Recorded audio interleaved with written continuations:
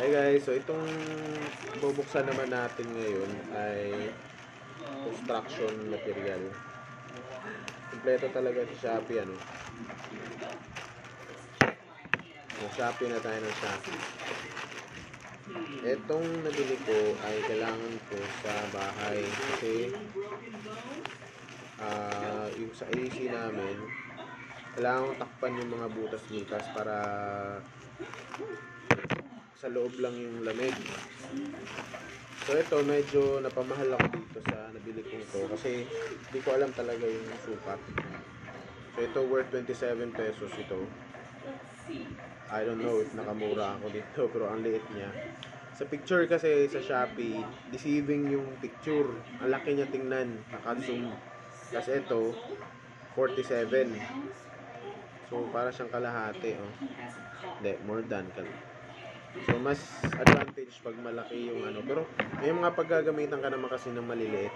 Pero ito, ilalagay ko talaga siya sa mga butas nung sa AC kasi pag install ko, nilagyan ko lang siya ng karton. Oh, you have a baby.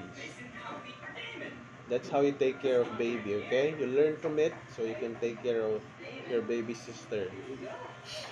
So yun, 47, medyo namahalan ako ng konti dito. Pero mas mahal pa siya sa gamit ng bata, damit. Who's that baby? Dave? David? What? Huh? Damon. So yun, marami ring murang mga construction items sa Shopee. Doon ako bumibili ng sito nito, gunting, mga mga gamit pang bahay. So yun. Make sure lang guys na mataas yung rating at saka mataas na yung sold items ng item na bibili nyo para iwas scam. So, share ko lang sa inyo yung experience namin. So far, wala pa kaming scam or di pa kami nabiktima ng scam sa Shopee. May mga times, mga 2 to 3 time na kulang yung item na pinadala. Good thing is, nire-refund naman ni Shopee. Pero yung totally walang pinadala or mali yung pinadala or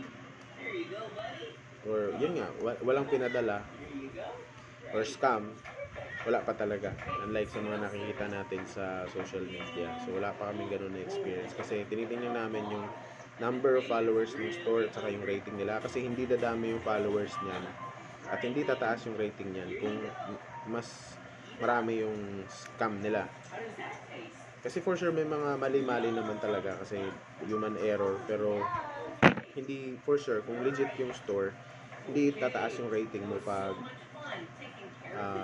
hindi bababa yung rating mo pag tama naman yung pinapadala mo yung mga items. So yun, check nyo na rin to guys. Maganda tong duct tape pala to. So maganda tong duct tape, pang tape sa mga kasi sobrang dikit nito. Tapos hindi siya napupunit.